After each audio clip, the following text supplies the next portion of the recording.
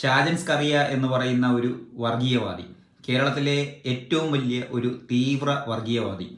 ഈ വർഗീയവാദി നമ്മുടെ കേരളത്തിലുള്ള ന്യൂനപക്ഷ സമുദായങ്ങളെ ലക്ഷ്യം വെച്ചുകൊണ്ട് നീങ്ങുകയാണ്. കഴിഞ്ഞ കുറച്ച് ദിവസങ്ങളായിട്ട് മമ്മൂട്ടിക്കെതിരെയാണ് മറുനാടൻ മലയാളിയുടെ കരുക്കൾ നീക്കിയിരിക്കുന്നത്.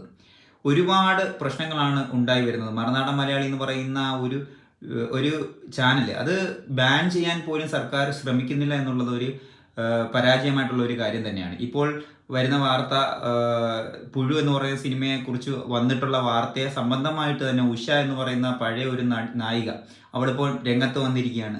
അവളുടെ ഭാവി നശിപ്പിച്ചത് മമ്മൂട്ടിയാണ് എന്നാണ് അവൾ വാദിക്കുന്നത്. മരിച്ചുപോയ ഇന്നസെന്റിനെയൊക്കെ അതിൽ വലിച്ചഴിക്കുന്നുണ്ട്. മരിച്ചുപോയ ആളോട് പിന്നെ ചോദിക്കാൻ പറ്റില്ലല്ലോ, അതുകൊണ്ടായിരിക്കും അങ്ങനെ കൂടെ പറയുന്നത്.